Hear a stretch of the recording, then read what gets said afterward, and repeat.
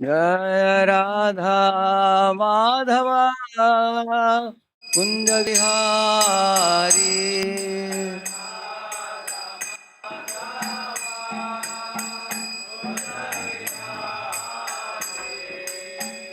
गोपी जन वल्लभा गिरिवरधारी।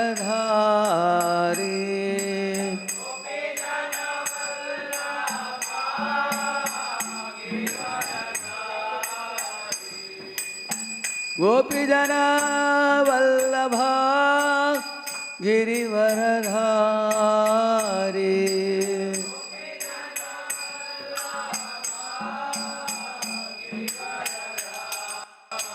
यशोदानंदन व्रज जन रंजन।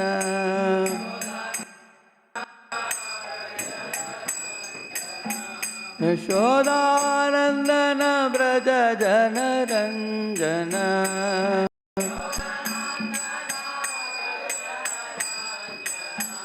यमुना तीरा वनचारी।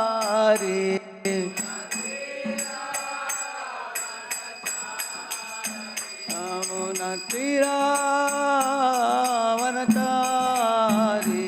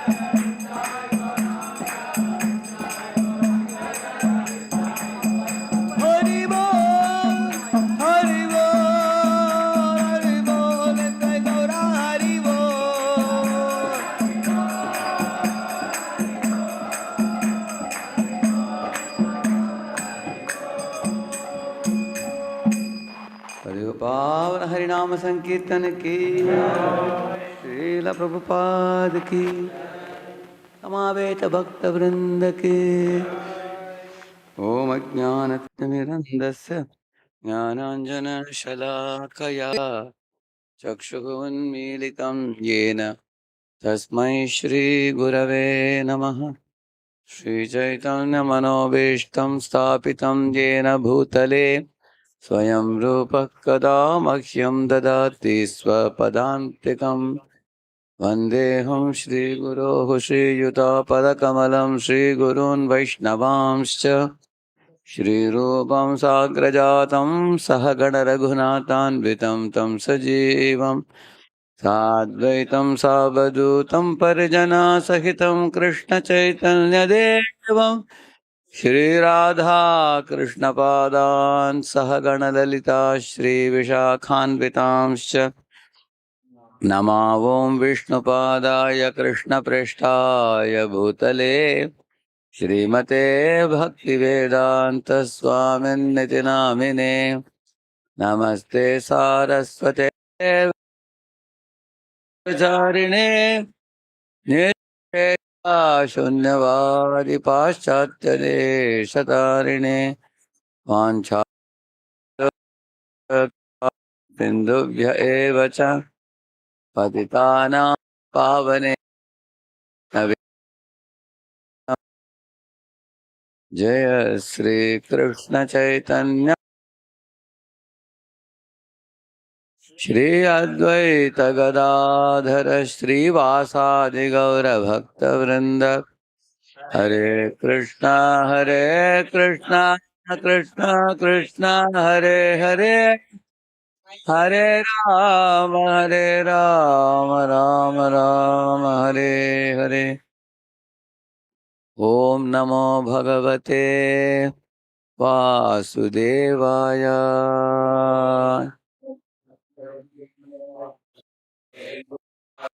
नमो भगवते वासुदेवाय।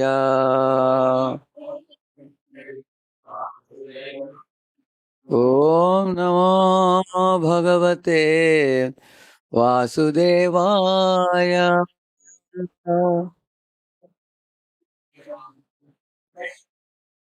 नारायणं नमस्कारं चैव नरोत्तमं देवीं सरस्वतीं व्यासं ततो जयमुदीरये।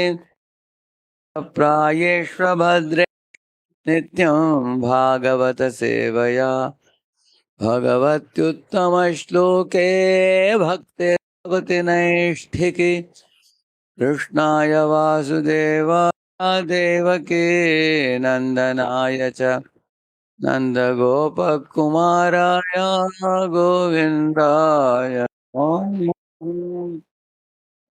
Recite one shloka.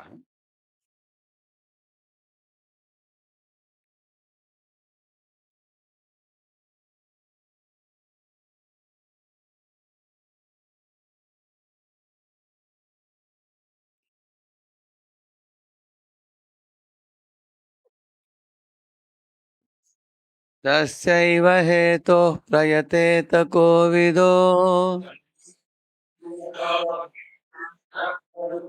न लभ्यते यद्भ्रमतामुपर्यदः तल्लभ्यते दुःखवद् अन्यतः सुखम्। कालेन सर्वत्र गभीररंहसा तस्यैव हेतोः प्रयतेत कोविदो न लभ्यते यद्भ्रमतामुपर्यदः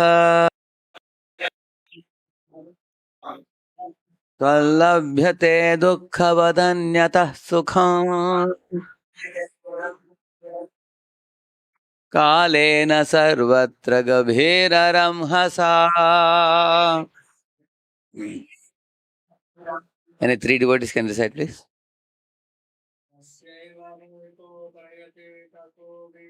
तस्यैव हेतोः प्रयतेत कोविदो Na labhyate yad bhramatam uparyadaha tallabhyate dukkhavadanyatah sukham kalena sarvatra gabhiraram hasa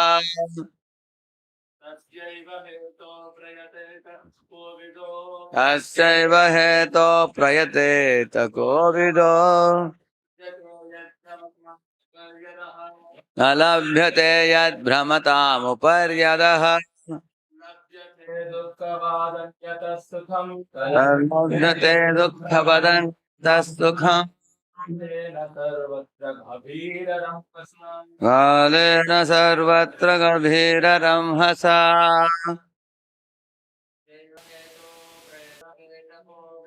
tasyaiva heto prayate takovido na labhyate yad bhramatam uparyadaha tallabhyate dukkhavadanyatah sukham kalena sarvatra gabhira tasya. For that purpose eva only hetoho reason prayateta should endeavor kovidaha one who is philosophically inclined na labhyate is not obtained. Yes. What? Brahmatam wandering upariyadaha from top to bottom. Tat that labhyate can be obtained. Dukkhavat like the miseries. Anyataha as a result of previous work. Sukham sense enjoyment. Kalena in the course of time. Sarvatra everywhere. Gabhira subtle. Tamhasa progress. Translation purport by His Divine Grace, A.C. Bhaktivedanta Swami Srila Prabhupada ki. Persons who are actually intelligent and philosophically inclined, which means like all of you devotees, you are intelligent and philosophically inclined, should endeavor only for that purposeful end. It is not that one should achieve for any end blindly, but one should, in the beginning itself, aim at that purposeful end, which will be a glorious end. For example, when you are going to hit a road, and you definitely will want to know where will this road lead to. Correct or not? Will you go in any road without knowing where the road goes? Because every road leads you to some destination. Correct now? So while boarding the road only, you think of the destination. So in the same manner in my life also, he says that I should endeavor right now, and the endeavors will eventually bear a fruit at the end. For example, say I am planting a neem fruit, a neem seed, and every day I water it. And I water it becomes a sapling, it becomes a plant, it becomes a tree. Eventually it produces thousands of neems, correct, no? Similarly, if I plant a mango seed, it's going to produce thousands of mangoes, isn't it? Huh? So, and it also involves tremendous amount of endeavor, gradual endeavor, steady endeavor to ultimately bear the fruit. If I'm looking for mango fruits, then I have to make sure that I'm watering the correct type of plant, isn't it? If you water the mango tree, you get mango fruit. If you water the bubble tree, you get bubble tree, thorny bushes you get. So therefore, one should be careful to endeavor only for that purposeful end, he is saying, which is not obtainable even by wandering from the Brahma Loka to Patala Loka, top to bottom. What is that we will see? As far as happiness derived from sense enjoyment is concerned, it can be obtained automatically in course of time. Just as in course of time we obtain miseries even though we do not desire them. Actually, in this world, plus and minus, punya and papa count, everybody has done and we are carrying. Therefore, you will find as soon as one is born in the world, those things which you deserve as per your quota of previous punya you have done, they will be delivered in pockets at different stages of your life. Hmm. Suddenly it will be dropped in your place. Hmm. Just like, for example, if a parcel has come by post, sent by somebody, when you return from the office, you find the packet is waiting for you, correct? Na? You see that. It's delivered to you because it is due for you. Huh? Similarly, you will see the punya and papa bring pockets of pleasure or pain for you at certain intervals in life. And that happens with without any big endeavor from your side also. You will see that. Like recently I was saying the Mukesh Ambani has got a grandchild now, small kid, newborn child. It's about 3 months or 6 months. Uh, that child is slowly opening the eyes and immediately he became billionaire. Correct, na? Mhm. He became master of $1 billion. Correct, na? Yeah. Now, what big endeavor he has done in this lifetime? Tell me, isn't it? The only thing is he's born in a rich family. That's all. So this fellow has definitely has done some punya. Correct, na? With that punya, is born in that family, and then immediately, similarly, you will find a normal person. Uh, there was one boy he studied in Pune average college only, and then you know he was a simple boy, and he was selling fruits, you know, fruit, flowers, and things like that. At one point of time, you know, he started putting some exercises and all those things, doing yoga and fitness, health, and all that. Now he has become the fit tuber. You know that fit tuber, millions of followers, he has 5 million, 8 million followers now. Recently, he came to NVCC temple to meet two of his friends.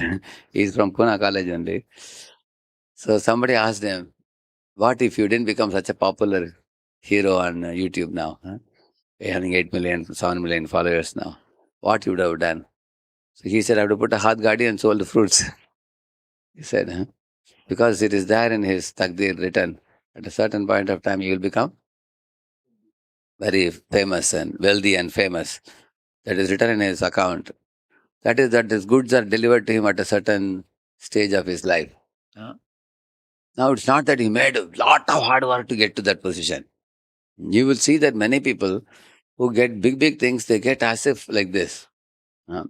On the contrary, we also can see people who are struggling hard and who don't get to that position. You will see that in this world. In the same manner, just as happiness comes in this way, suffering also comes like that. Uh, you find that a person was completely healthy, normal, suddenly he got some deadly disease. How many of you heard that? Correct, na? Suddenly he got cancer, he or she got a cancer. Normal health, everything was going on. Some people have no history in the family lineage also sometimes. Huh? They get that sometimes suddenly. And then they have to undergo that phase of suffering. Just as there is phase of pleasure, there is also phase of suffering one has to undergo. You will see like that. So that's what here Narada is saying that, see, your Purva Janma, Papa Punya, that brings forth your goods that you are meant to enjoy or suffer, as if it's almost automatic. It comes. With very little effort from your side, it will come to you. What is meant for you? He says, for example, the face cut you have was not designed by you. Huh? It is designed and given to you. The pigment of your skin color, you didn't choose it. It was given to you. Some are black, some are fair, huh? Some are handsome, some are not so handsome. Yeah. Some are tall, some are short, some are fat, some are thin. They are not designed by you. It is, at the time of birth, you will see that you are awarded this. Which family you will be born and who will be your parents. So we all are in a very stringent condition in this life in a certain type of body. Hmm? You are awarded this particular type of body based on your own good and bad acts. Just like, for example, hmm, April month, whatever job you did, first May you get salary for that, correct? No? So when you get first May, some people get more money, some get less money. Those who get more money means they have done some extra work, so they get incentives. And those who didn't do extra work, they don't get incentives. Similarly, somebody has done little extra punya, so he gets some plus. In this life, he gets handsome body, or he gets, you know, high profession, or good health, and things like that. So Narada says this type of one lifetime good and bad deeds bringing forth the future of the next body, and then how you use this life bringing forth the third life. This is going on like a cycle. This will go on. But the foolish living beings, he says, in this world, they don't know that we are just reaping the fruits of the Purva Janma Karma Phala. Huh? They don't know that. Not knowing that, they look at one another and they struggle hard to imitate the other living beings, to be like them, to become like them, to become famous like somebody, or to become rich like somebody, to become influential like somebody, to become beautiful like somebody, to become strong like somebody. And that causes a lot of frustration to the living beings. In this world, you can see that. And that is the endeavor you find in this world. Always there is a competition between living beings trying to surpass one another in this world. You will see that. Mm. So I can come a little more, I think. We can come. Devotees. Mm.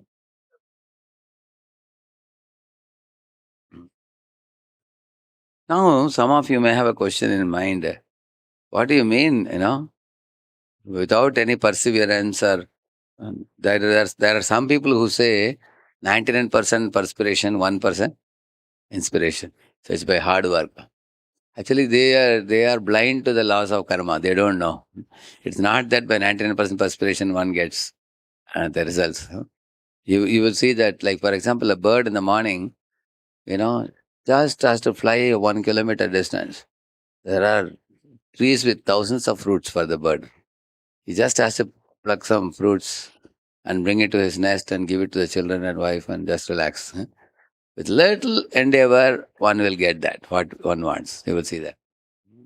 Similarly, man also just working, if you work 8 hours, for example, whatever money you are due, you will get. Over and above it, you work 10 hours, 12 hours, 14 hours, additionally you work. It's not going to make a very big change in your earning. For example, if you worked 8 hours, say X amount you got, by working 14, 16 hours, it's not going to be 10x or 100x or 1000x. It's going to be, is it? It's not going to be like that. On the contrary, you find Ratan Tata or Anil Ambani or people like that, if you see, those guys, it's not that because of the hard work they're making so much. You will see that. They have surely some Sukriti Punya which is bringing money, you will see like that. So, what the Shastras say, your exertions are useless in this world. For example, you have a Luna, somebody has a Benz.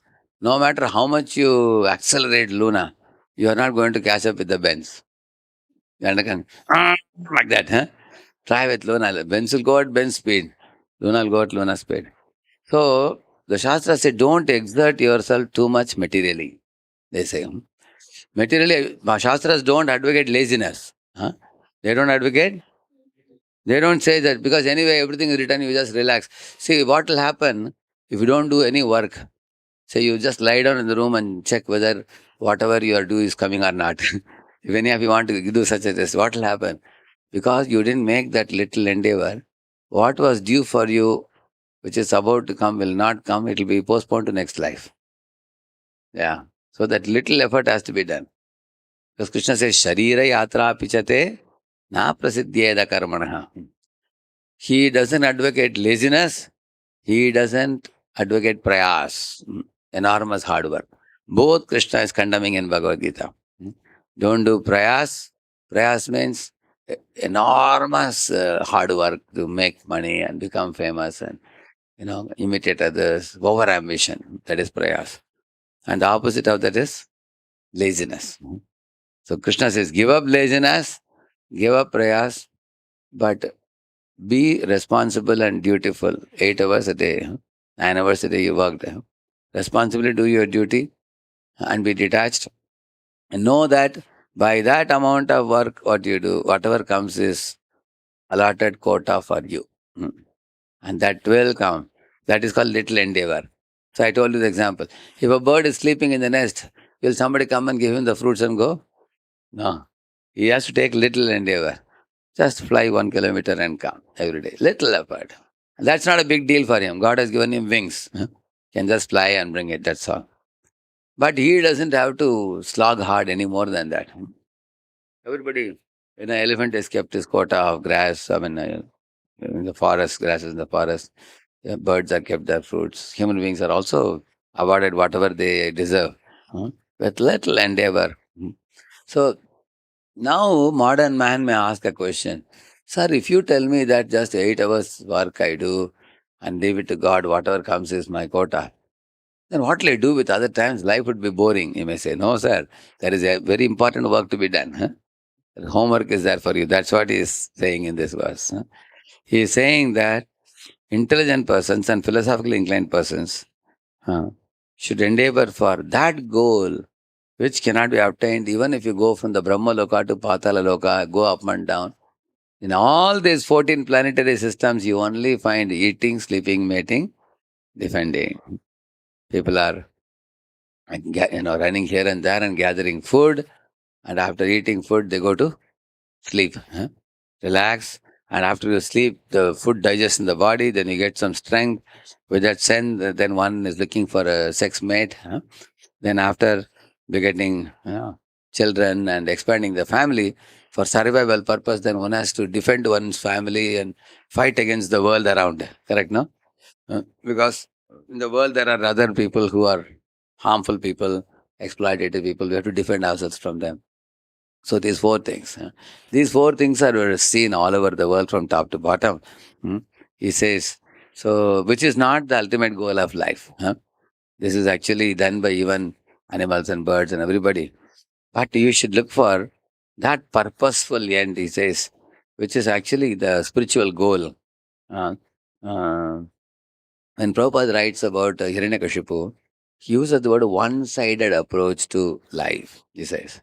I will little bit explain that one-sided approach. Uh, I'll just show you that what Prabhupada is.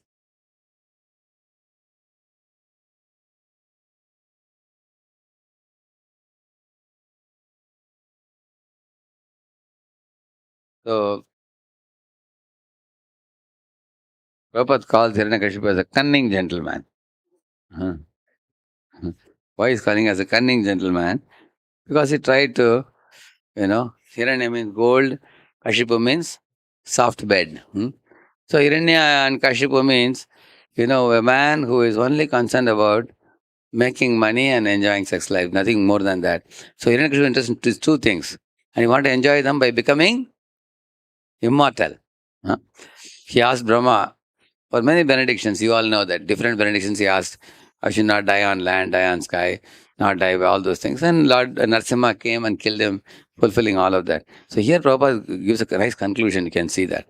The whole point here is that even Hiranyakashipu, the most powerful of materialists, see, materialist means one who is after money and woman and does not have time for God.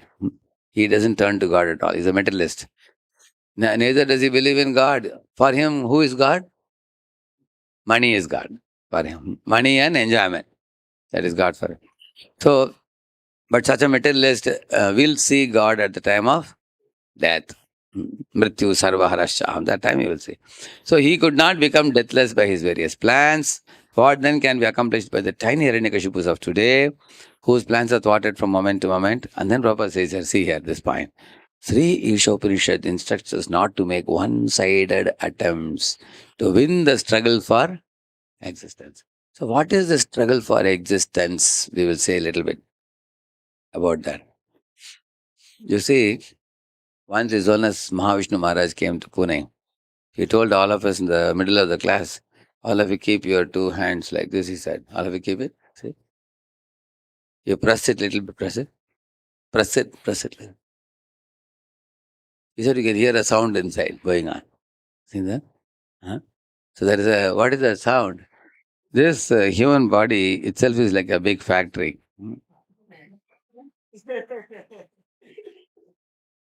You'll see this.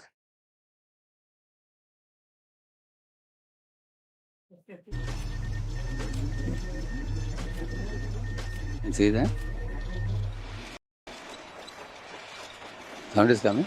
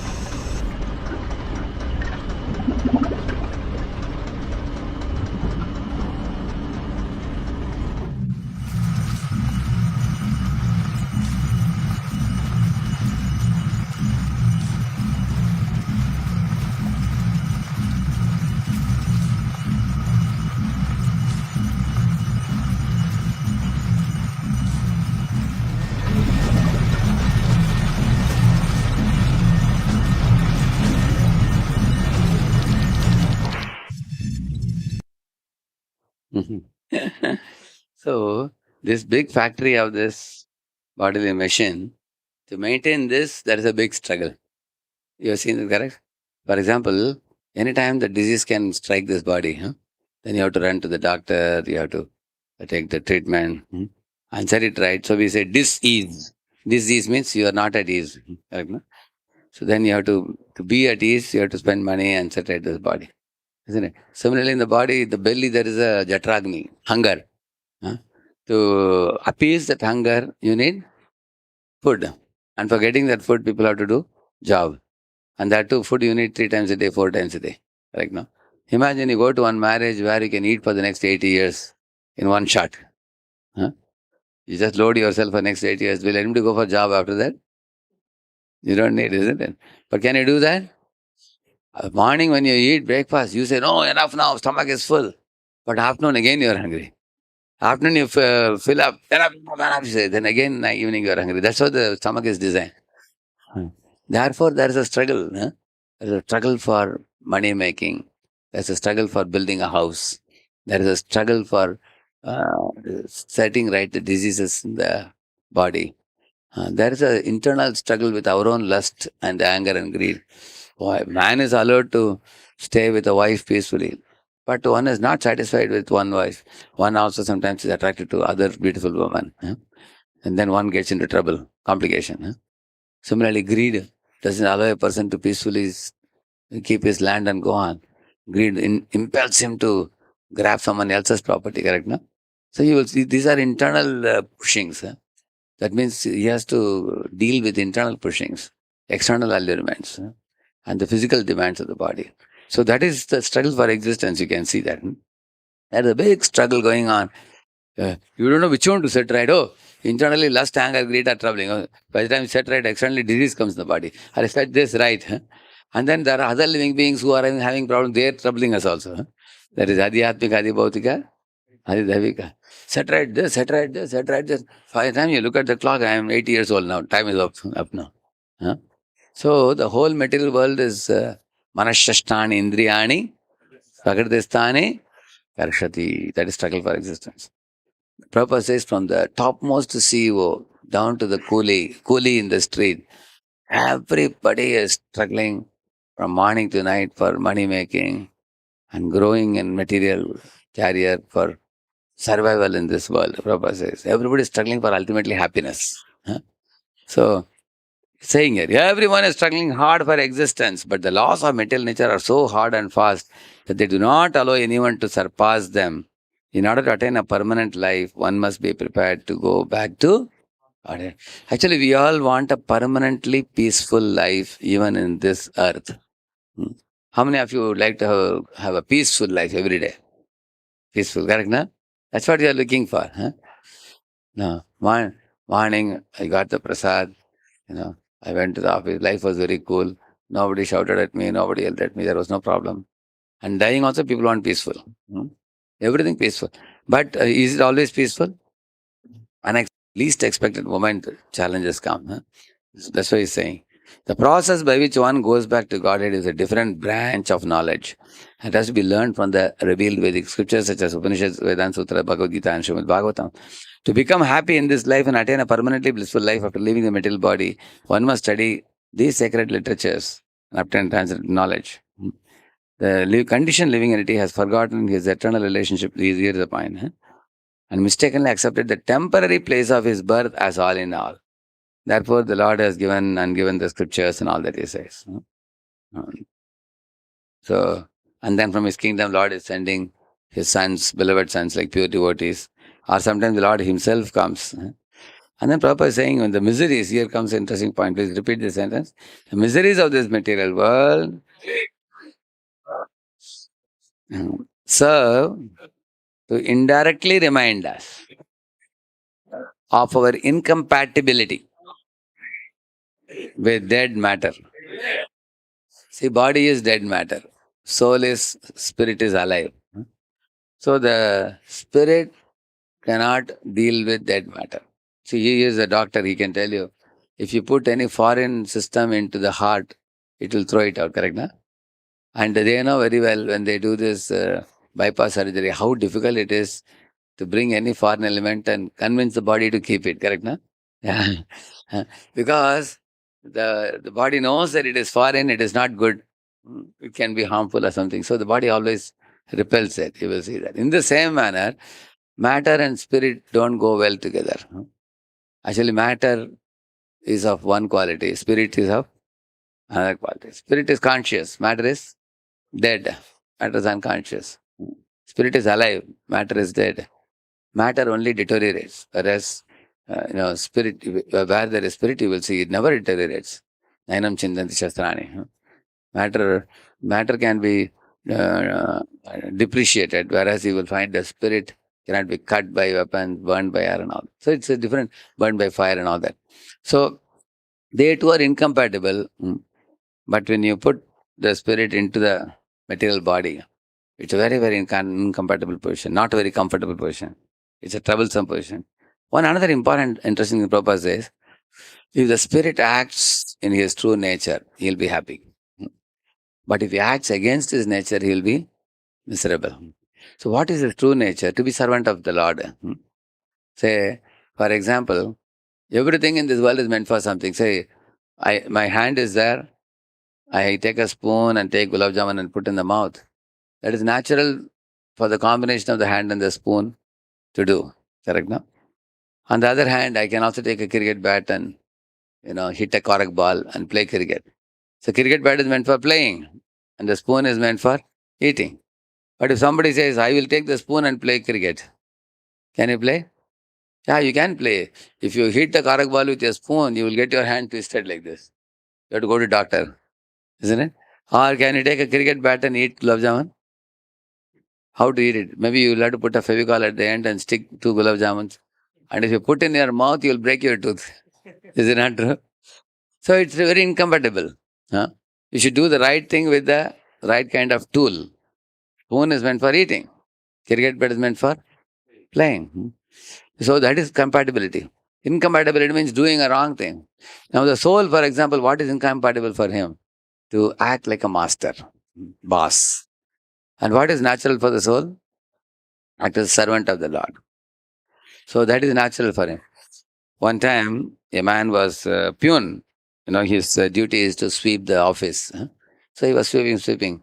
So he entered the CEO room and he was cleaning there. And he saw the clock was ticking, 9:50 it was showing. So 10 o'clock, CEO would come. So before CEO comes, he thought, let me sit in his rotating chair.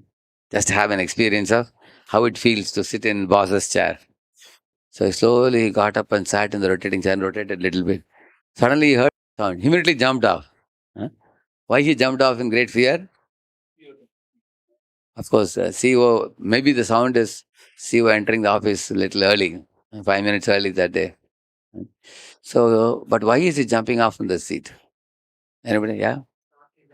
It is not his actual position. He felt guilty. Huh? Because I'm supposed to clean his chair, clean the room. I'm not supposed to be sitting there. Hmm. So, whenever you do anything that is not compatible to soul, you will feel afraid. You'll feel fear. Hmm. Like, for example, you are telling lies, you are stealing, you are cheating, you are doing illicit sex, you are eating meat, huh? You are drinking wine. All these things produces feelings of fear and guilt and suffering in the long run. It's all incompatible for the soul. Huh? Similarly, the soul is never basano bas, is dasana das. The servant of servant.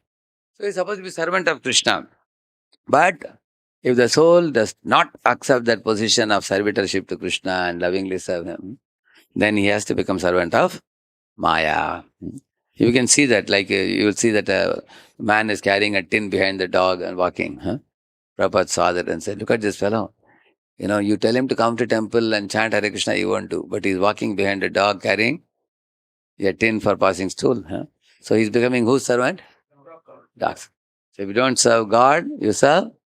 Yeah, like that Prabhupada said. People are serving dog, people are serving women, people are serving, so many things, politicians, so many things. So uh, the jiva has his natural position to be servant.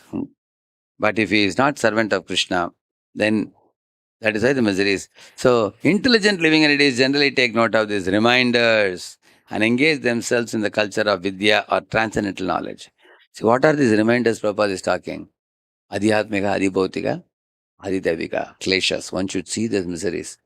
Uh, like one boy was asking me yesterday, Prabhuji, when I chant Hare Krishna, I can't realize so much about spiritual world and Krishna and everything, you know, and I can't experience the spiritual bliss immediately.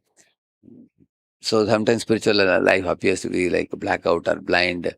Then I asked him, are you able to experience suffering? He said, yes. Suffering is something which every one of us have experience of. Like, for example, physical suffering in the form of diseases, emotional suffering in the form of, sometimes facing failures and everything. Correct, no? So that is the first step in spiritual life. Recognize that there is suffering in the world and then understand that the suffering is coming because you turned away from the Lord and we are not playing the constitutional role of being servant of the Lord. Therefore, there is a problem. Like imagine you are working in a company, but you are not doing this job of the company. Either you are lethargic or you are cheating in the company. Either way, you will be thrown out. Correct, no? If somebody is lethargic, keep him on the bench and remove him. Or somebody is looting in the company, cheating in the company, he'll be thrown out also. Similarly, we are also in God's government. If somebody is lethargic with human body, or somebody is aggressively exploiting other living beings, then they suffer because of that. Correct, no? But one has to do the right work. If you are working in a company, there are people who just go to the job on time and whatever time they do, 10 hours or whatever, promptly they do the work and the company pays them salary. They are happy, company is happy, correct or not? Isn't it? Similarly, God is giving you scriptures, do this, perfect your life and go back to Godhead. Most human beings, even after they know also, they don't want to do it. Correct? No, they know the right thing, still they don't want to do it. And here Prabhupada says here, human life is the best opportunity for the culture of spiritual knowledge. And a human being who does not take advantage of this opportunity is called as Naradhama, he says. So, there is one sentence I will show you what Prabhupada says about. See, birth and death apply to the outward covering of the spirit soul, namely the material body. Death is compared to the taking off, and birth is like putting on of an outward garments, like dress. Every day you all change dress. Like that, the soul is changing bodies. Foolish human beings who are grossly absorbed in the culture of avidya and nations do not mind this cruel process. Enamored with the beauty of Maya Shakti, they undergo the same miseries repeatedly and do not learn any lessons of the laws of nature. He's saying. So this goes on, but one small section we can take. Papa saying only growing materially is like increasing fever, he says. So Okay. So let us close this purport. I wish to share one interesting observation. You see, in the ancient times, you heard of the asuras, correct? No? Huh? You know, sura and sura, two categories. So asuras are people you will see, they don't surrender to Lord. Hmm? And suras are those who demigods, we call like that. Now, those who don't surrender, they will be punished. Correct? No? Asuras are eventually punished, you will see that. And those who surrender to the Lord eventually go back to Godhead. They become purified and go back to Godhead. But you find the asuras have one very special tendency. They will not surrender to Lord, but they'll try to make the material world a comfortable place. You will see that. Hiranyakashipu, for example, he wanted to remain an atheist, but he wanted to be king of all the three worlds. Correct or not? Isn't it? And he wanted to control the sun, control the climate, control the wind, control all living beings. That means he wanted happiness without surrendering to God. Correct, no? That's the meaning of an asura.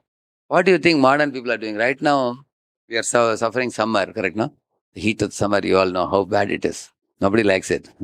Everybody's thinking, let the rain shower start as soon as possible. Correct, now? When is the rain going to come? So, but when there is a heat, people don't ask the question, why I have to suffer the heat of the summer and cold of the winter in this world, despite my not wanting. When one asks the questions, then you can sing the song. Shita atapa vatavarishana yedina yamini jagire vifale sevino kripana durjana chapala sukalava ragire. In this world, you see, Prabhupada says Indians are thinking America is very nice, cool climate. Americans are thinking Indians are very happy in equatorial climate. So both are thinking who is happy, but who is happy? Yeah, that is the fun. When I was in America in January, some places the temperature was minus 20 degrees centigrade, minus 15, minus 20 degrees, some places. And I could see outside the car when I was traveling, it was all ice everywhere. The garden, except the road, because in the road they bring one vehicle and they remove that ice thing for the vehicles to commute. Otherwise, everywhere houses are covered with ice, ice, ice, ice everywhere. Sometimes children come out and make a ball of ice and play. Yeah, only ice it is. It's so frozen, freezing climate. Your hands like they burn practically. And people are waiting for summer to come. In America, summer is a big celebration when summer comes. And summer also, it's not that hot like India. On the other hand, in India, so they are struggling with that freezing cold for many months, 6 months or something like that. In India, you find people don't like the heat, but you tolerate the heat. Ultimately, both parties are suffering. Whether you are on the heat side or on the cold side, every jiva in this world is suffering.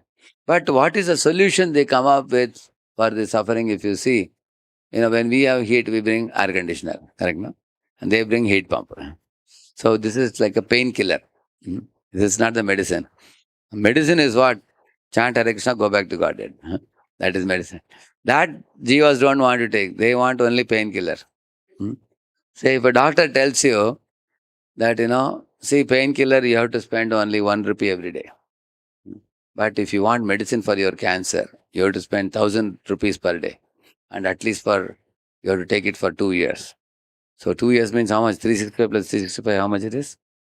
Say, let us say 800, for example. 800,000, how much it comes to? 8 lakhs. So if you spend 8 lakhs, your cancer will be cured, doctor says. Completely cured. It will never revisit again, he says. But if you take painkiller, it's only 1 rupee per day. So your jiva calculates, hey, it's only 1 rupee. I don't have to spend 8 lakh. And I don't anyway feel the pain also. So most of the jivas will take which one? Painkiller or the medicine? Huh? Painkiller, right? No? So because why they take painkiller, tell me? Yes. Huh? One is immediate benefit of offsetting the pain. That's one reason. Any other reason? Huh? Effortless, yeah. They don't want to put that 8 lakh rupees money. Correct. No? But what will happen? They'll keep taking painkiller. Within 2 or 3 years, suddenly death will come. Huh? Because what is happening inside the body? Cancer is ravaging. Huh? So the painkiller may be good for 1 or 2 or 3 years, but afterward the cancer will start eating up the body. And the painkiller also will lose its power. Then they will realize, my Lord, now I am gone now. I could have spent 8 lakh to cure the disease. Now I was lazy to cure the disease, now I am suffering. In the same manner, all the jivas in this world are trying to make temporary arrangements to offset their suffering, which is called adjusting themselves. They are adjusting to the sufferings in this world. So Prabhupada tells one story of one the Prahare Dhananjay. There was one father with 10 daughters. And all the daughters got married. They went to different places. One day there was a big festival at home for a week. They all were called back. So daughters came with their husbands. And big festival happened for a week. Then after the festival, 4 or 5 of them went back. Families left. But other 5 daughters were still there along with their husbands. They were not planning to immediately go back. So another one more week passed. The father saw there were 3, 4 son-in-laws were still there. So the father had one son and 10 daughters. So he called that one son, Beta, festival is over 2 weeks ago. Still these 4 guys are staying. See, son-in-law is not supposed to stay too long. You know that, no? If you stay 3 days, you will be respected. Beyond that, nobody will appreciate, especially in an in-laws house. So the son, Papa, you are giving them always, pulao kadhi, puran poli and biryani, all these nice items. Therefore, they are staying. He said, make prasadam very simple. Just simple rice dal sabji, that's all. So when he made simple rice dal sabji, 5 people were staying, out of the 3 went away. 2 guys were still staying. Then the son said, stop sabji also, only rice dal. Yes. Still, then one of them went away. But one fellow, his name was Dhananjay. If any of you sitting here is Dhananjay, please don't take any offense. It's certainly not about you. One Dhananjay was still staying, one son-in-law. And one more Idiki was staying. And the son said, see, the problem is you're putting salt in the dal. That also you should stop. So then he stopped with salt in the dal also. Still he was staying. How? Whenever you would sit for prasad, you will bring some salt and add. And then he will adjust. And then he would go on taking. Then the son said, see, tomorrow morning you won't stay here. Wait and watch, he said. Because next day morning when that son-in-law was sleeping inside the blanket, this fellow took a stick and bit him. Pat, pat, pat, pat. And that fellow jumped up and ran away after that. So what is the meaning of the story? It's a very deep meaning. Prabhupada says the father-in-law, uh, and the daughters who came. Now the daughters coming with their husbands. They are like the jivas coming to the material world. That's the analogy. So, and the son who was beating that Dhananjay, he is agent of Maya. Correct, no? Like that, yeah. So now after that 1 week, they were all staying, hanging there. Similarly, the jivas in this world keep on adjusting, and too much cold, Maya Devi is saying. They say, no problem, we'll put a heat pump. Too much heat, says. No problem, we'll adjust with the air conditioner. Like that. Whatever troubles Maya Devi is giving, the jivas are saying some excuse and going on, staying here. And she is showing the Trishul. What is the Trishul? Anybody knows? Adhyatmika, Adhibadika, Adide.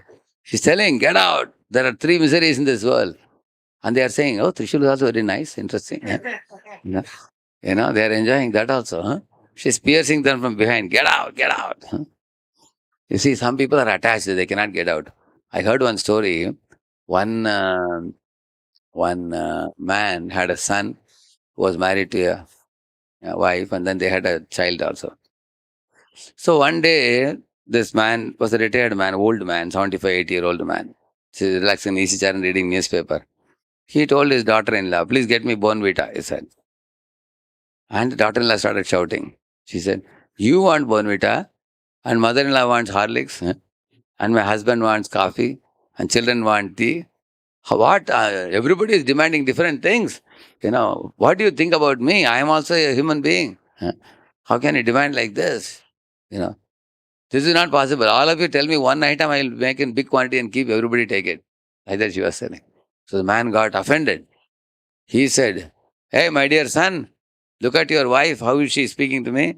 I am like almost like a father. She's mistreating me. I am going to leave the home now, he said. And son kept quiet. He didn't say anything. Because he knew very well that if I defend my father, there will be a Kurukshetra at home. Huh? So son kept quiet. He looked at the wife, looked at father. So insane. Then the father actually got up and left the home. And the wife told the husband, anyway, this old age has gone away. Don't worry. Huh? He may go and join some old age home or something. He will not trouble us. But evening again, the man came back. And the son asked, Papa, you come back. He said, yeah, if I come back, then who will take the grandson for a walk? You know, he said, because he was attached to the home. He was attached to home. They can't leave the home very easily. Similarly, the jivas cannot leave the material world very easily. They're attached to the material world. They don't want to leave. Actually, they are attached to the sufferings of this material world fully.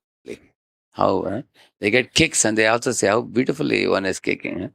He was telling his one is Radha Maharaj was telling one wife was kicking her husband on the head. The husband was saying, oh, my dear wife, your feet are so soft that my hairs are so sharp, they may prick your feet. So, hope it's not paining you, like that he was telling. So, Maharaj was saying, he can only speak like this because he's attached to husband. He said, you understand, no? Similarly, Maya is giving kicks, but people don't ask, why am I getting kicks? And how the Maya's kicks are is very amazing kick it is, because it is called as Hlada Tapakari Mishra, like that Rupa Goswami says. Hlad means what? Happiness.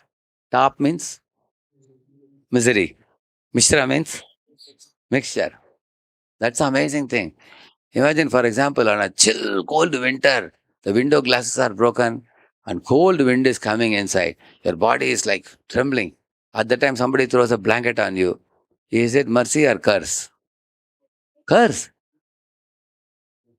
They are throwing a blanket over you. On a chill, cold winter, when it is piercing your bones, you are feeling very cold.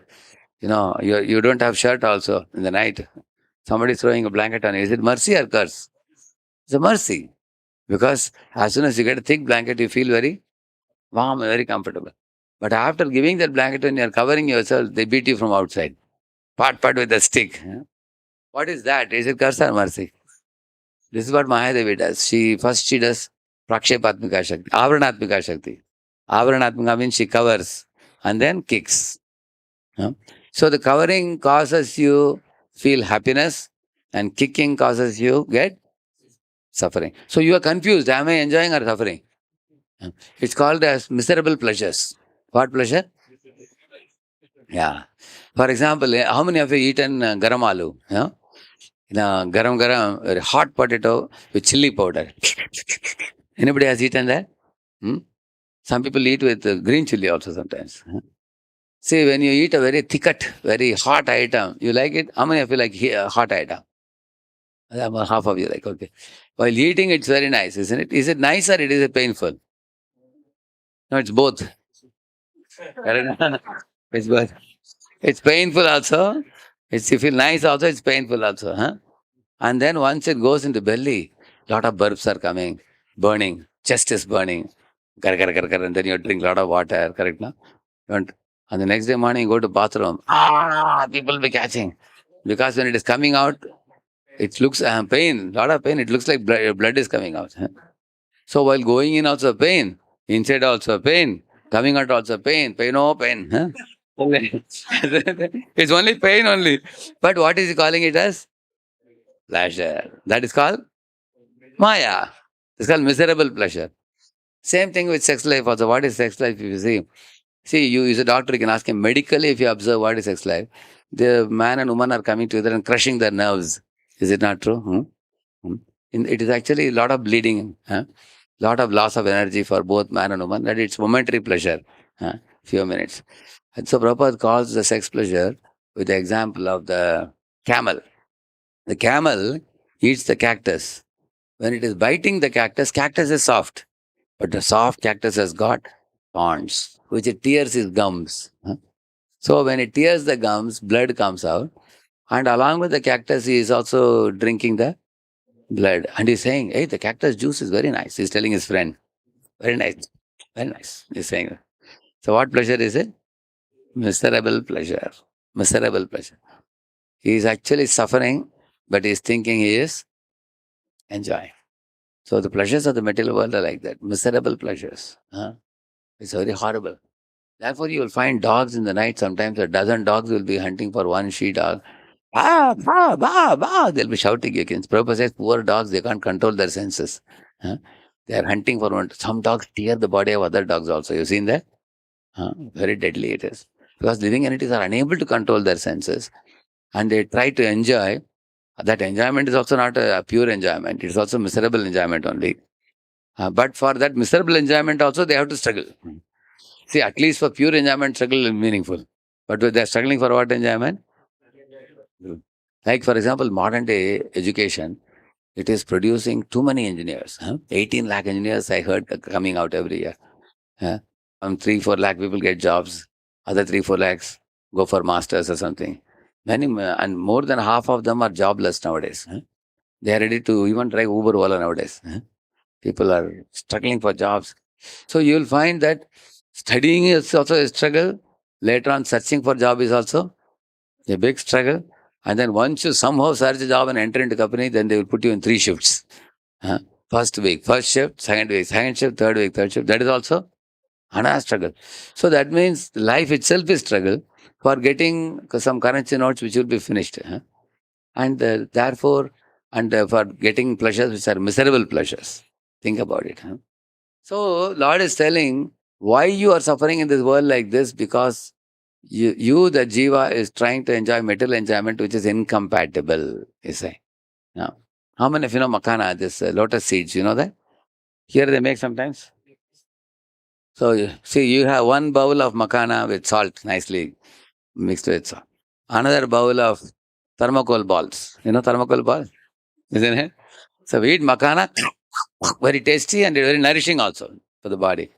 But thermocol you put in the mouth, you never can bite it actually. It will just be popping inside the mouth because it's incompatible. This is compatible, this is incompatible.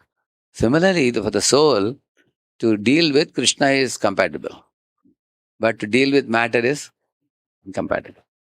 Like, for example, one child was playing with a teddy bear in the garden.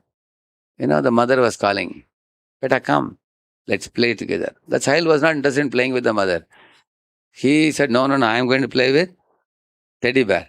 So the mother took the teddy bear and hid it behind a bush, threw it inside a bush. And the child was searching for it here and there, not finding it. The child started crying.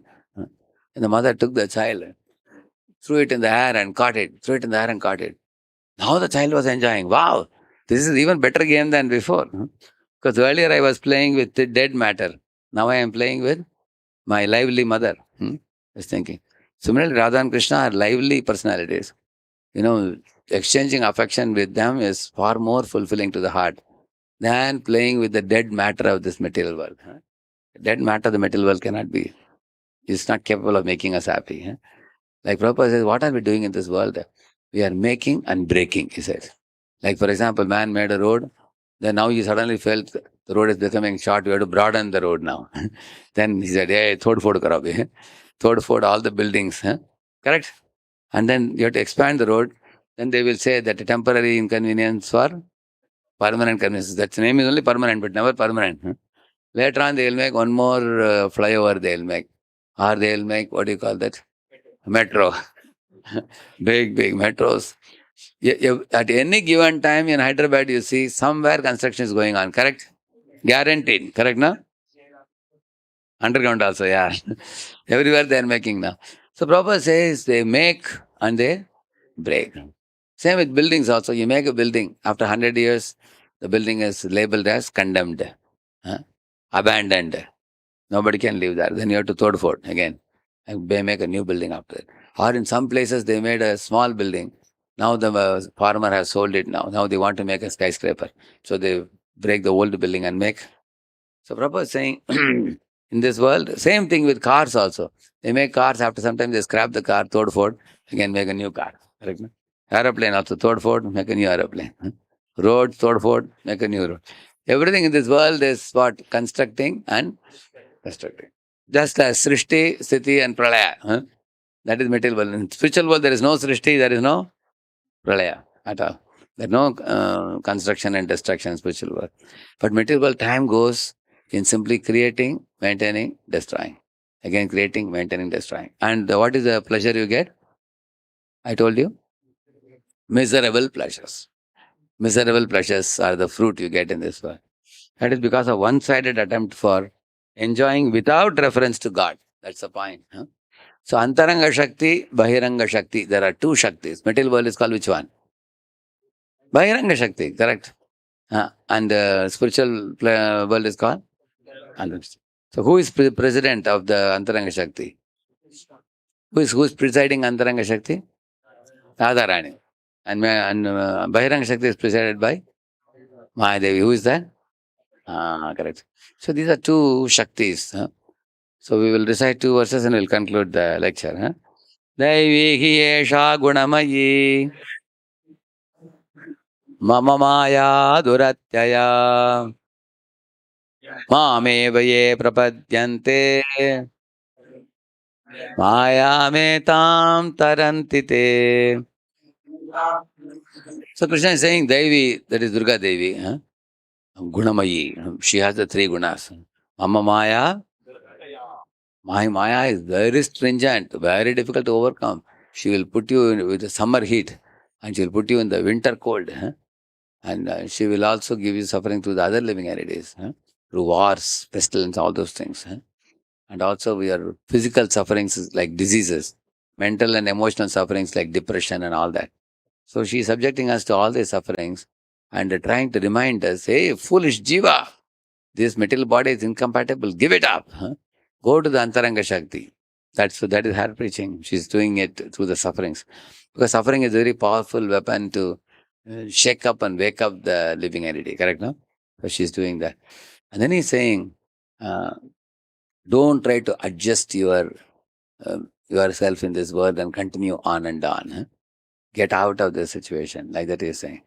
Because, like for example, uh, when one boy got this thing, what do you call it, sneezing, in those days during Corona days, he was not going to doctor.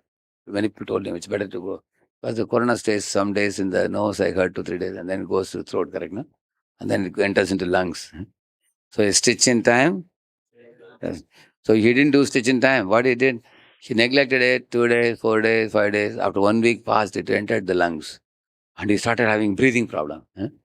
Then they rushed to hospital. They had to spend 8 lakh rupees.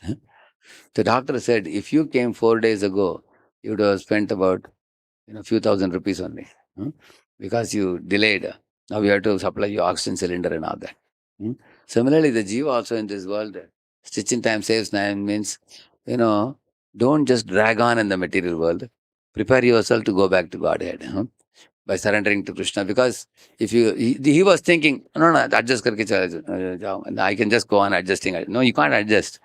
If you are just adjusting without applying the medicine, right medicine, then you can't cure the disease. You have to take out time, go to doctor, wait in the,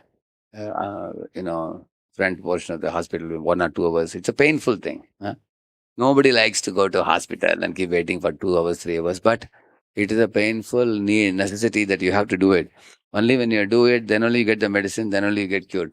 Similarly, in spiritual life also, getting up early in the morning and chanting the holy name, attending the classes, and staying with devotees, leading a pure life, following four-level principles. This may be a little austere for us in the beginning. But if you don't do it, then you are not taking medicine, then you are going for painkiller. So what is painkiller? Adjusting and going on in the material world. People think that if I have a good bank balance, if I have a big bungalow, if I have a beautiful wife and children, life it'll be going on. Some problems come, I can adjust and go on. Okay, you're adjusting going on. When death comes and strikes, where will you go? At that time, you haven't done any homework. You will lament at that time. Then again, one more body where you have to tolerate heat like this, cold, everything. Again, that means body after body giving you miserable pleasures. Millions of lifetimes, isn't it?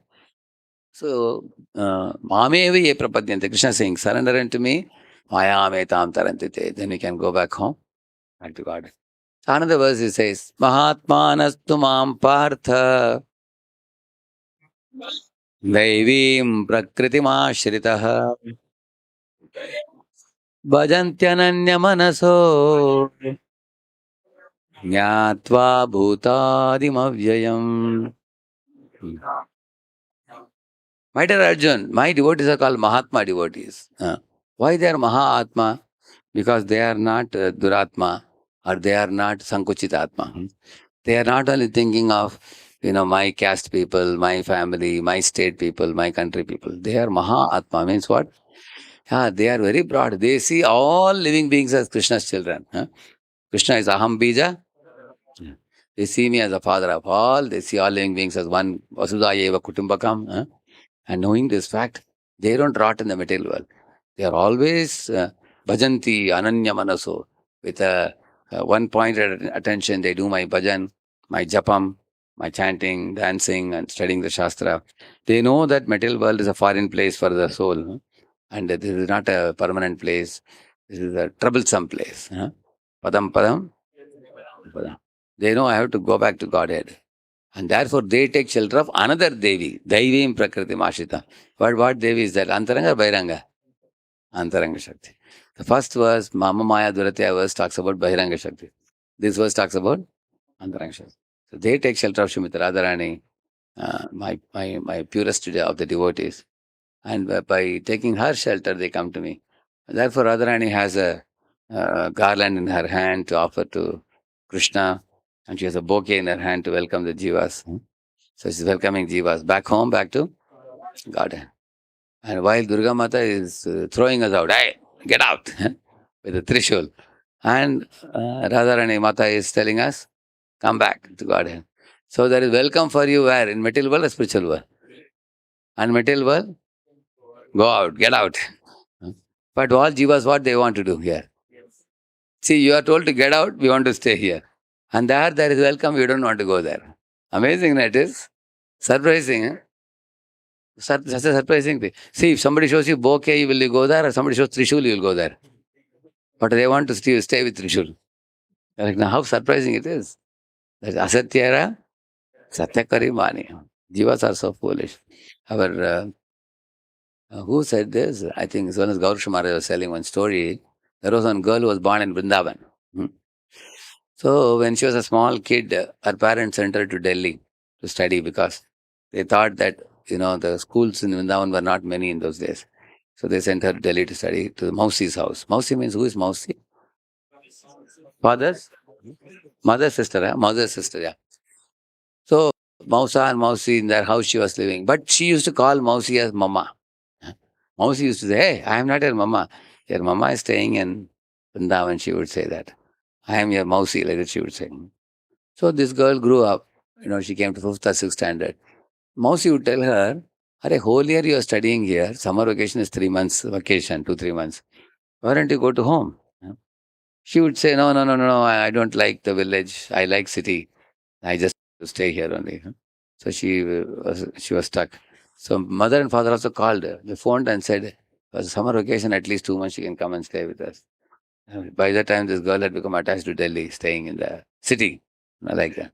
So this Maharaj was telling, just as she considered the Mausi and Mausa to be her mama and papa. Similarly, for us, our Mausi, Mausa is Shiva and Parvati. Shiva and Durga. Who is our Mausi? Parvati. Yeah, Durga. And Mausa? Shivji. So we have come here in their custody in the material world, which is like Delhi. And spiritual world is like Vrindavan. So we go. Why we are not ready to go there? We have become, that's the point. We have become attached to this place. But they are our original parents. But go back there. So that you should make as a goal of life. And actually make that your destination first. And then do all your activities in the world in that direction. So when I was a college student also, I was thinking that if this is the ultimate goal of life, what am I doing in this world? We should actually prepare ourselves, and also we should help many other people prepare also to go back to that ultimate goal. Because one sure thing is the body is going to get old. The body is going to be destroyed. That from dust thou art born, from dust thou shalt return, it says. Body is born from dust, it will go back to dust. Material body cannot be maintained. It will go away. But the spirit soul, if the destination is that, we have to prepare our consciousness in such a way that antakale chamameva. Yeah. So you to remember the Lord at the time of death, right now is the time. Life is a preparation and death is the that should be remembered. So that otherwise if you forget that goal, most of the educated boys, if you see nowadays, their minds are fixed on you got which job, I got which job, how much money are you making, how much money I am making, what is your future plan? Where from this company I can hop and jump to which other company, which will give better pay and perks, isn't it? One is the money matter, and growth prospects and becoming entrepreneur. They become so bogged down by this narrow-minded understanding of life, as if this is everything. Very unfortunate. They think they fully identify themselves as engineers and you know uh, office going man. Actually, this situation is not your true life. This is actually artificially imposed on you. You are a spirit soul. You are a spiritual servant of Krishna. That identity is often forgotten. We become caught up in the temporary identity which is imposed on you by giving you an appointment order and a designation for you. Somebody gets a designation. Graduate engineering training. And your name is there, and they give you a card also. Keep it. You can put this thing also. Of course, when I put this one, I know I am Prabhupada's follower. And similarly, company also puts one this thing. What do you call that? ID card. And you carry it, show it everywhere like this. This is my identity. So, what devotee means? Jiva Sarpo hai, Krishnanatha Das. Isn't it? So, therefore, we wear this. So, by having the bead bag and chanting, we gradually can reinstate our true identity. Otherwise, we'll be stuck in the old identity. Shri Prabhupada ki. Thank you very much. Hare Krishna. 5 minutes, I can take questions. Are getting late. 5 minutes you can take. Yeah, yes. Yeah, where is the mic? There is a hand up. Please give it to him. Behind.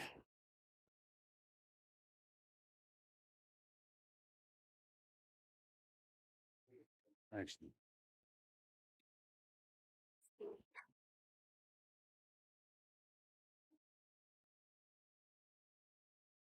Yeah. It is not selfish. I'll tell you why it is not selfish.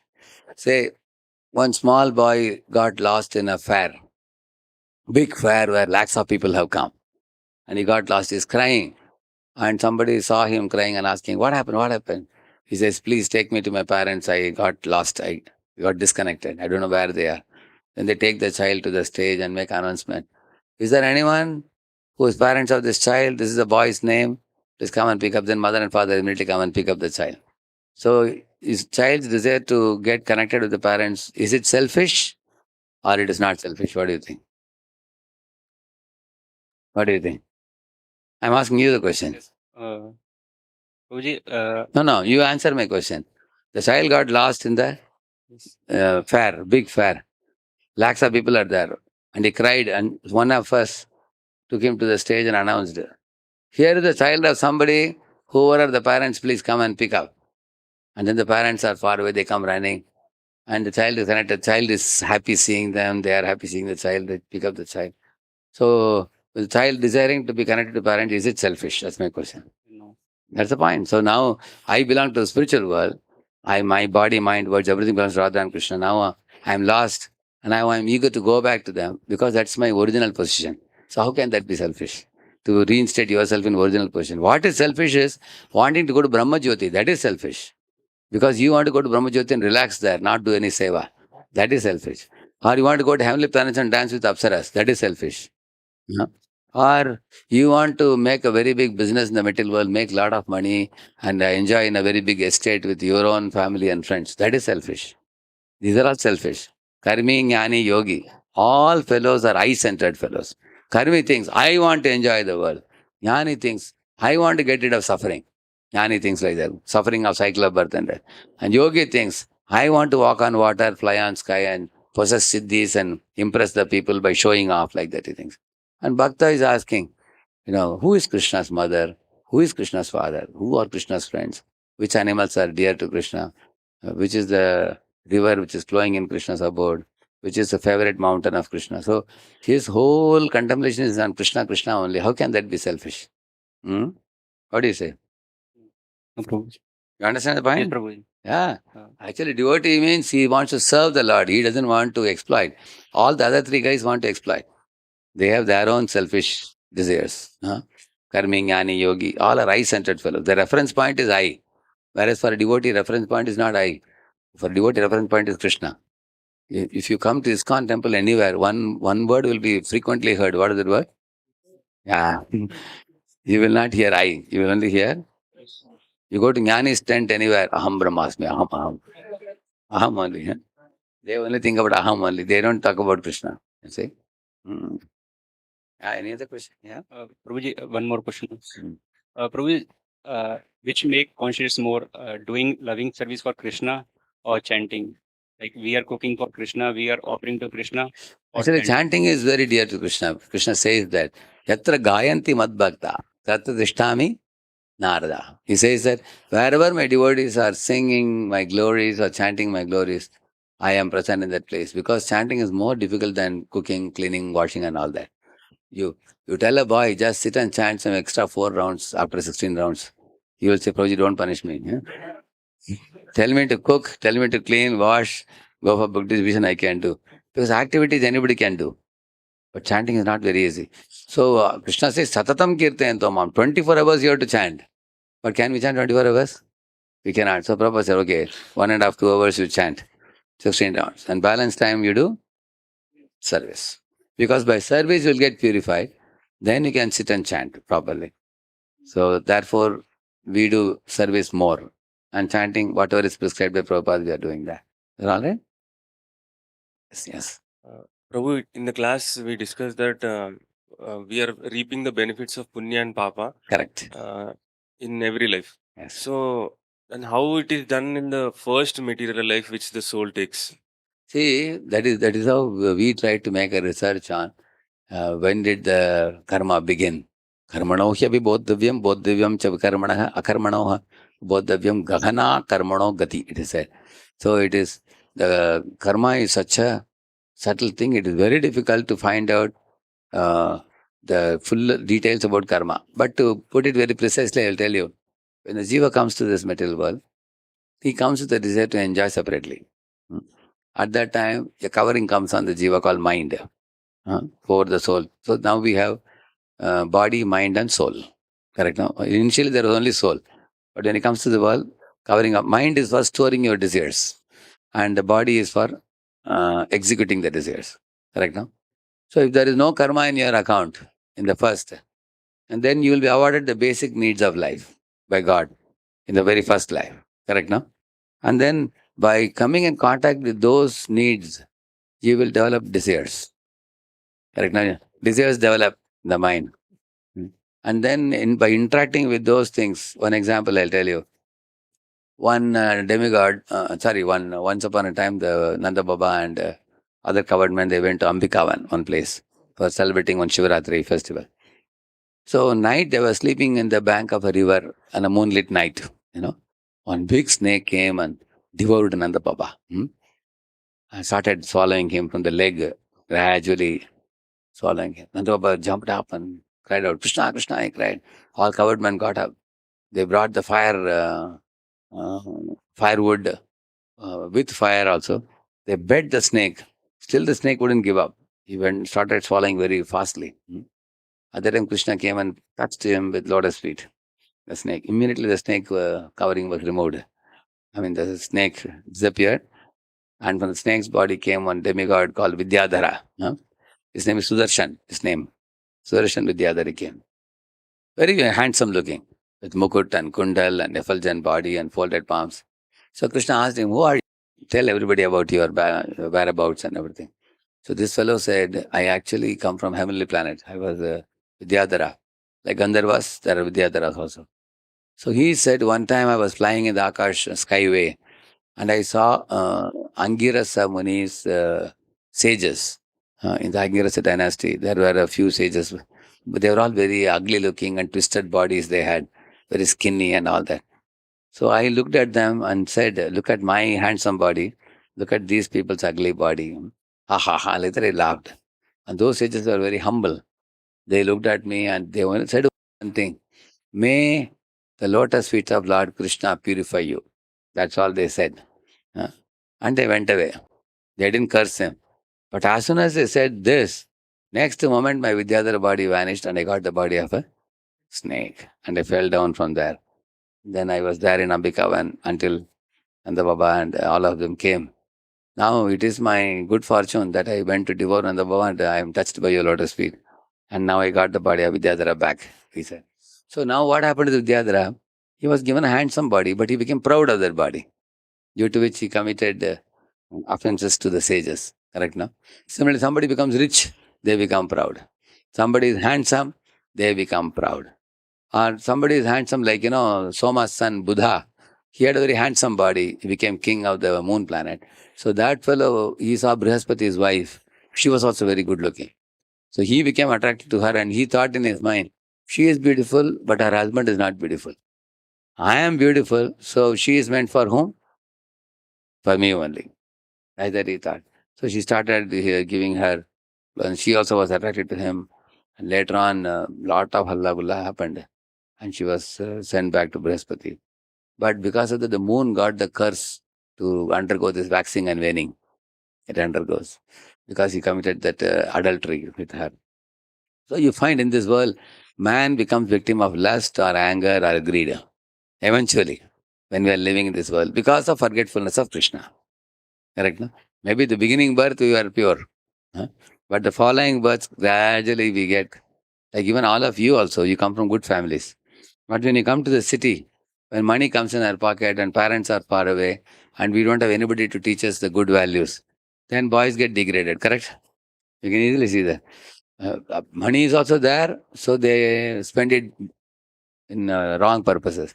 Parents are far away and there's no good association. Then boys easily become victims of drinking, smoking, girls, prostitution, all those things happens like that. So therefore, when we come to spiritual life, we get the direction, we get the chance to purify and lead a very proper life. And then this life will lead us back to Godhead. Correct, no? Oh, then, yeah, yes. I send the mic. Mic is there. Hare Krishna, Prabhuji. Krishna. I have question that it is said that Vinashkali Viprit Buddhi. Correct. Then at the last time, how can we remember Krishna? Yeah. So, actually, Vinashakali Viparita Buddhi is for Ravana and such people, it is said. See, at the time of Vinashkal, our Hiranyakashipu did not surrender to Lord Narasimha. He was destroyed.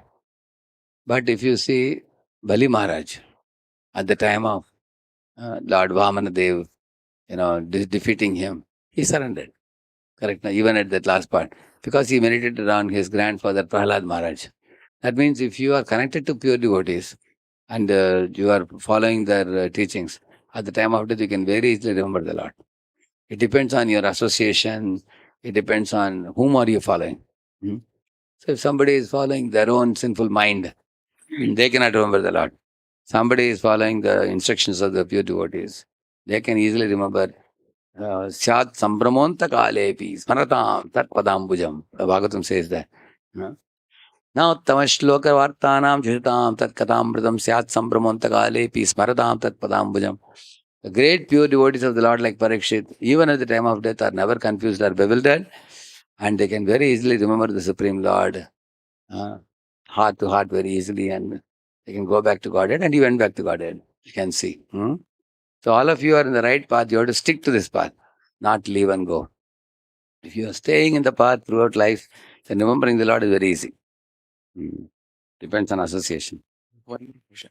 What is speculative knowledge and fruity mentality? Yeah. So speculative knowledge means jnani is actually want to figure out who God is. For example, somebody asked me, can you tell me what is nose? I told him, this is nose. How are you saying so simply? I will myself figure out what nose is. Then he goes and says, is this the nose? No, it's ears. Because this cannot smell. Okay. Then say, is it the nose? No.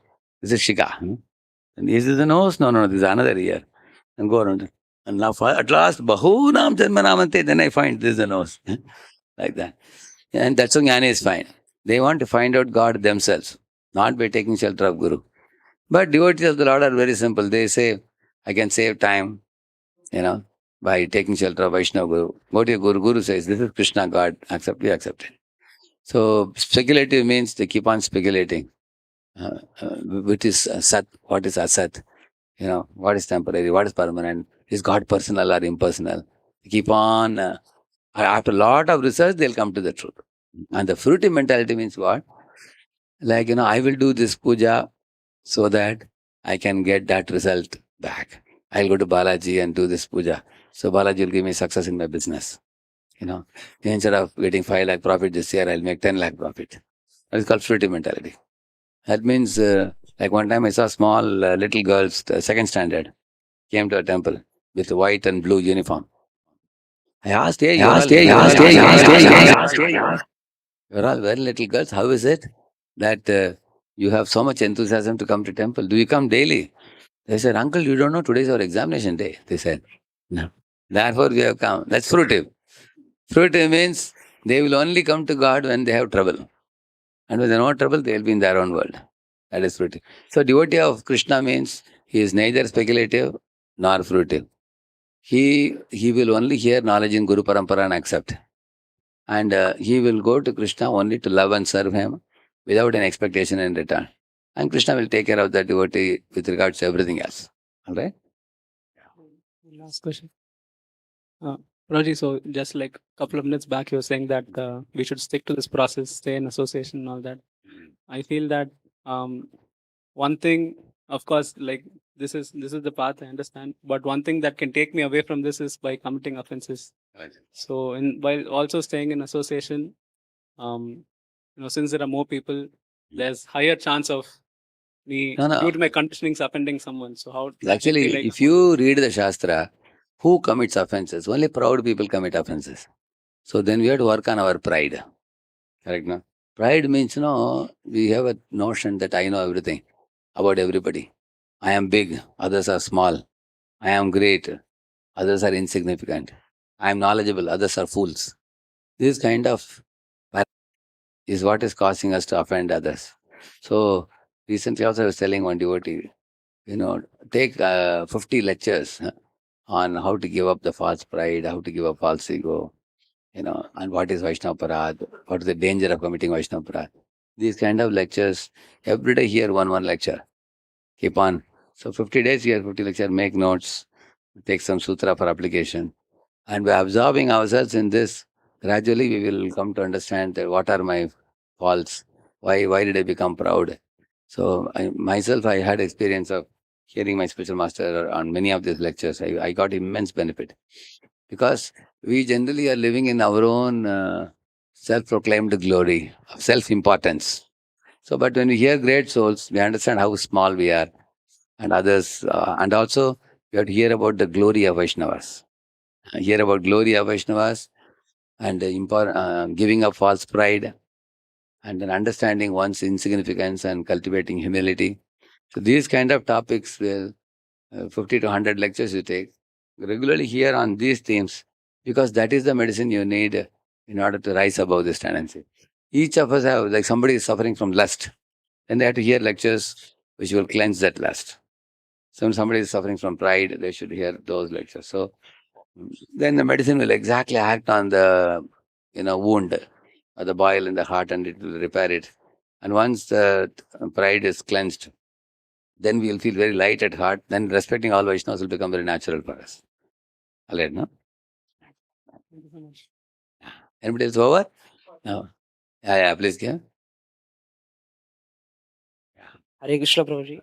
Yeah, yes. प्रभु जी, चंचल मन को शांत कैसे करें? मतलब भगवान ने 2 चीज बोला, फीडिंग एंड फेंसिंग. अभ्यासेन तु कौन्तेय वैराग्येण गृह्यते. See, Lord is saying that if you want to grow a plant into a tree, you have to give water every day. You have to put, and you also have to make sure sunlight is given, manure is given, khad and everything. Similarly, for you to grow in spiritual life, A, B, C, D, E you have to do, correct? A for association of devotees, Bhakta Sangh. B for Bhagavad Gita, Bhagavatam reading. C for chanting. D for which diet? Prasadam diet. And E for which engagement? Marriage engagement or seva engagement? Seva engagement. Is that engagement in seva? So 5 things, A, B, C, D. E. So these are called feeding. And what is fencing? Follow 4 regulative principles. No meat eating, no illicit sex, no meat eating, no intoxication, no gambling. So this is fencing. Another fencing is keep away from non-devotee association. And also keep away from tempting environments. Whichever environment is spoiling your mind, keep away from it. The smartphone is too much tempting. Use it only for certain times of the day. And also put parental control. So that means smartphone will be remaining under control. Similarly, you have some bad association boys. Totally get away from them and join the group of devotees. Now devotees are taking flats together. You can also join them. Then you will be surrounded by devotees. So you get devotee association and keep away from non-devotee association. You have devotee environment atmosphere. Keep away from tempting dirty atmosphere. Keep away from it. So these are all fencing and follow 4 regulative principles. These are all fencing. So by fencing and feeding spiritually nourishing inputs and fencing yourself from dangerous inputs, these 2 are the solutions that Krishna gives for calming the chanchal mind. And the most important among all of them is the chanting. Because the chanting will cleanse the viruses in your mind, namely lust, anger, and greed. Hare Krishna, Hare Krishna, Krishna Krishna, Hare Hare, Hare Ram, Ram Ram. Although it may be a little difficult in the beginning, but if you do it regularly, that is actually doing the work of cleansing the mind. Mind becomes calm, cool, collected. And we have experienced many boys have become stable and fixed in their good character by chanting. One last question from this thing online. Yeah.